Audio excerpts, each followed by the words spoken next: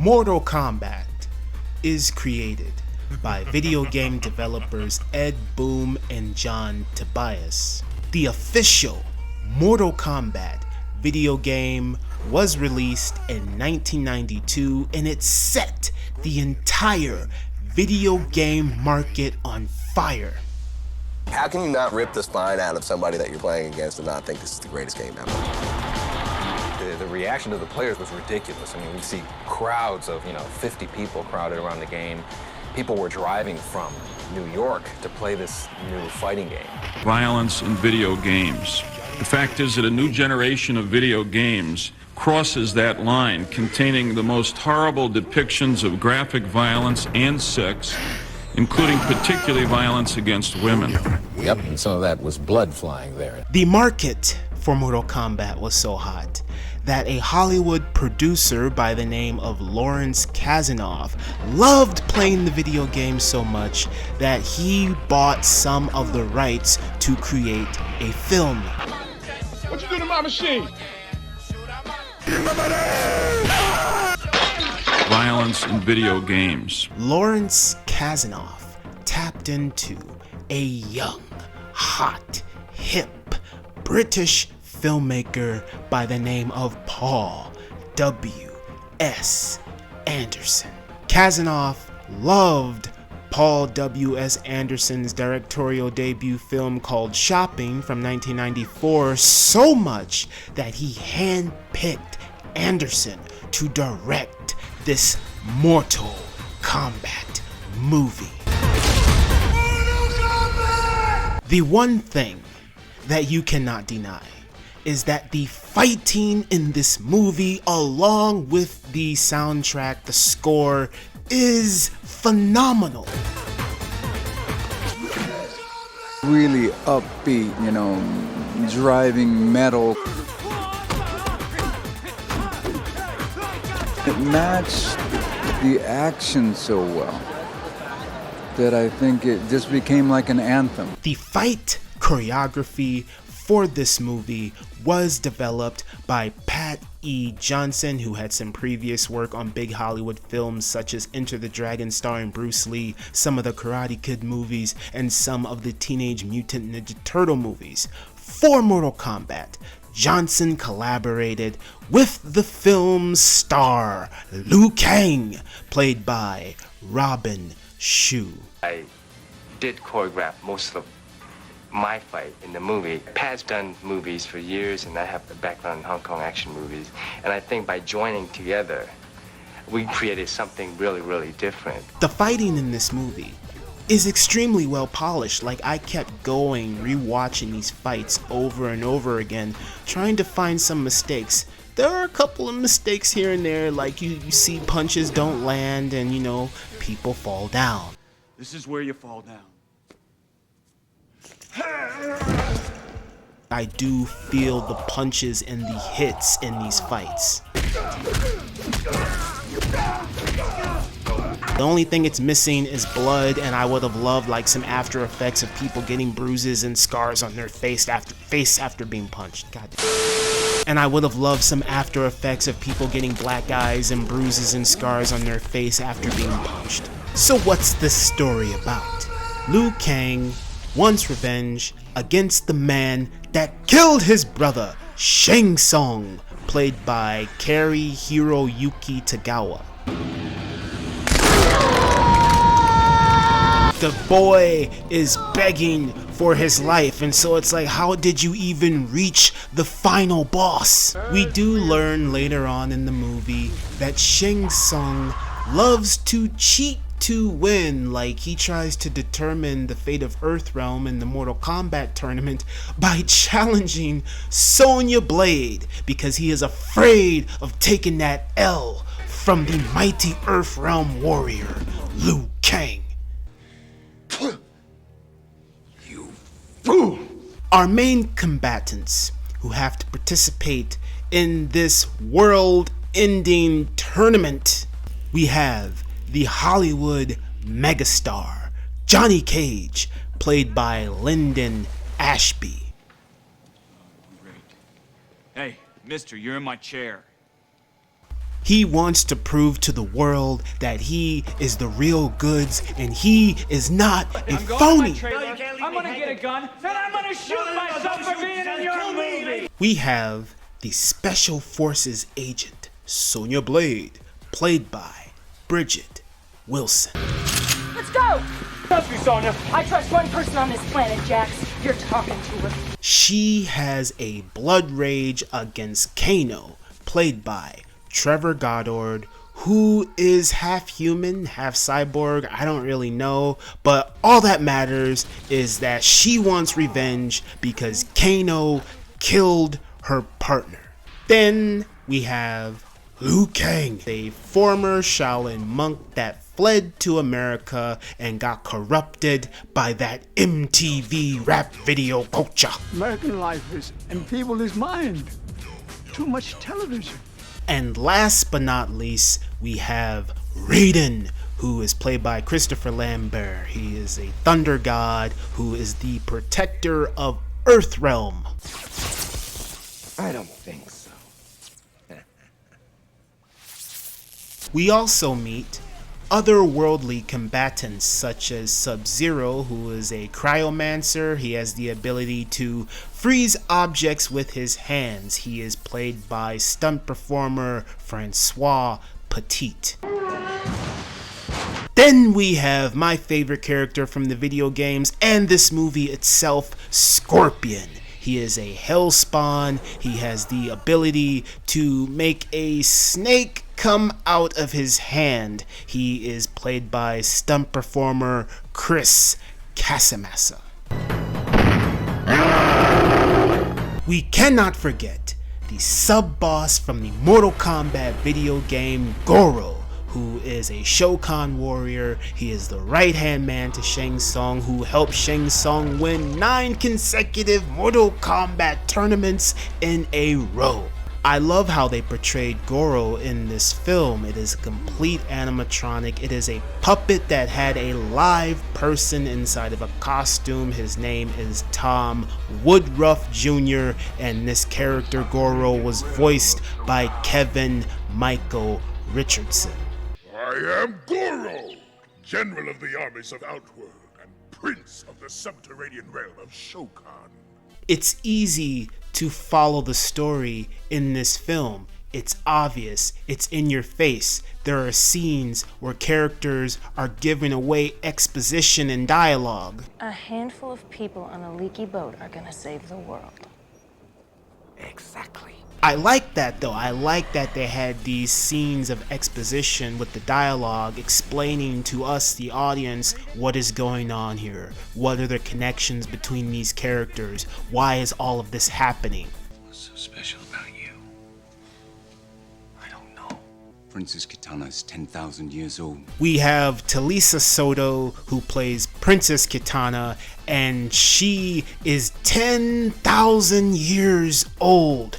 But so what? Who cares? I mean, she is still smoking hot. She tries to give words of wisdom to Liu Kang to encourage him on his journey to forgive himself and overcome his fear and take down that sorcerer, Shang Tsung. Some of this may be a little cheesy, you know, a little corny, a little over the top, but that's the fun of all of this. This is a fun, energetic thrill ride from beginning to end with believable special effects to a certain degree. But the beauty of all of this is that they shot this movie on location in Thailand. So you got these gorgeous shots of these old, real historic temples in this film, and then these gorgeous backdrops where the characters are fighting that truly gets you in the mood for some Mortal Kombat. Jax, this is Sonya. Do you copy? While you're at it, why don't you call my agent? Do I look like your secretary? I find it interesting that when you really dig into the history of Mortal Kombat, not just the movie, but the video game itself and its influences, like for instance, Big Trouble in Little China by John Carpenter in 1996 was a heavy influence on the video game Mortal Kombat. Like when you watch Big Trouble in Little China, you cannot help but compare it to Mortal Kombat, the video game, and the movie itself. Now put some respect on my name. And the funny thing, for the video game, they wanted to base it around the real-life Hollywood martial arts movie star Jean-Claude Van Damme and his movie from 1988, Bloodsport. But unfortunately, Jean-Claude Van Damme could not be a part of the video game, and so they created the character Johnny Cage instead. And Jean-Claude Van Damme's image, I mean, Johnny Cage even has the nut shot that Jean-Claude Van Damme performed in Bloodsport in the video game. And who wants to go with me? Oh, what could have been, Jean-Claude Van Damme. You should have did Mortal Kombat. I'm not afraid of my destiny. Face me. Liu Kang overcomes the guilt of feeling like he is responsible for his brother's death. They have the spikes at the end, you know, little Easter eggs to the video game.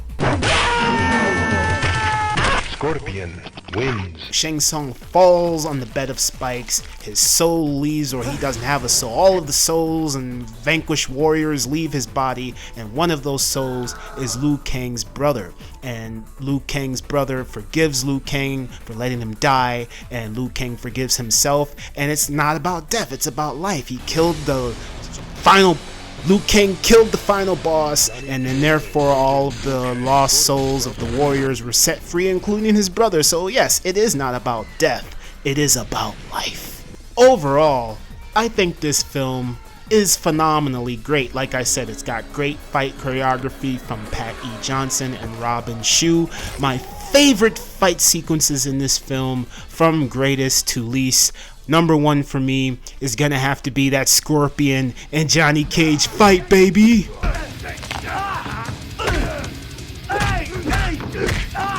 My second favorite fight is Reptile, who is played by Keith Cookie, but a majority of Reptile's scenes are done by computer generated effects until he gets thrown into a statue that turns him into a real life ninja. And that's a little funny thing, a little Easter egg there. It's like the first Mortal Kombat video game.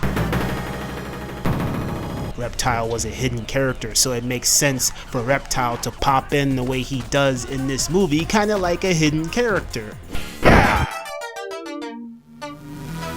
And you can complain all day, well, why did Reptile, this reptilian creature, get thrown into this statue and turn into this ninja all of a sudden? Who cares? It's another dimension, so just go with it. And my third favorite fight is the main battle with Shang Tsung and Liu Kang. Like, the moves they perform in this within the first few moments is mwah. When you see people fight in our movie, they're doing it. And you will see people run up walls and jump over people and twist and turn and do amazing things in one shot that you haven't seen people do in movies here for 20 years. Now, I've always thought, how come we can't take that quality of action and put it into more of the kind of quality and look that we strive for here in Hollywood? That was the goal. I do appreciate that they actually took the time to pad out these fights and deliver us, the audience, some phenomenal, amazing fight choreography. Like the intensity, like I love these kind of movies, these kung fu movies, these martial arts movies, where you got these characters making all of these weird noises as they're pulling off all of these maneuvers.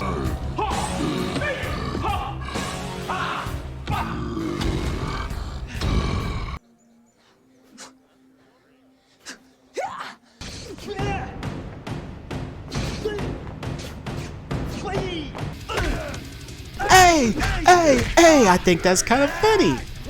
The story, it's not deep. Everything is pretty much spoon-fed to you, so it's like cheesy, over-the-top, goofy silliness. But, you know, it does have some heart to it. It does have some emotion to it. We do get some emotional moments with these characters. Chan chose his own path. Every man is responsible for his own destiny. The only negative thing I can say about all this that really grinds my gears is the ending to this film. The Emperor, you see little flashes of Shao Kahn, I think that's supposed to be here and there. And it's whatever. It's just like the ending to this movie kind of does leave a sour taste in your mouth, especially if you are aware of things to come. This whole Mortal Kombat tournament thing and taking over the world, yeah, it doesn't make any sense. I mean, how could people let the fate of the world be determined through a fighting tournament. That's just silly to me, but it's like, whatever, man, I'm game. This is a great film. This is a great fun thrill ride regardless of its flaws. It's like I can look past all of the little minor stuff, even though the ending kind of leaves a sour taste in my mouth. But from beginning to end, I was in it, I was game, I had fun, I was on board, it was emotional, it was a thrill ride, I teared up a little bit. And yeah, man, it's like, it's a great film. What more can I say about Mortal Kombat 1995? It's funny how Arlene, played by Kenneth Edwards, who's not even a character in the video game, is the only one who is scared and intimidated by this entire world-ending situation. Come to a little tournament, he said. Be good for the career, he said. Yeah, right. This is where you fall down. I feel like Shang Tsung is screwing everybody over, even his own right-hand man Goro, because you look at his face in this moment where he knows Goro's going to be killed, because even Shang Tsung set it up with Johnny Cage. You're challenging Goro, eh? Okay, if you defeat him, then I get to choose my final battle to determine the fate of Earthrealm. And so he knew this. Shang Tsung knew this from the very beginning, that it would end up being Sonya Blade. That's why he wanted Sonya Blade to kill Kano. Like, he was even saying, Shang Tsung is so devious that he was even setting up Kano to have him take the fall and lose to Sonya Blade, so therefore Sonya Blade can end up being his final opponent, so he can get an easy victory.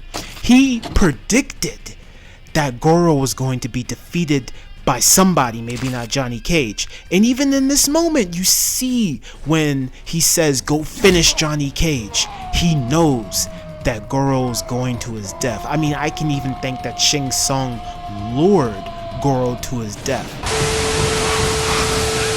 It left a legacy, and can this movie ever be topped?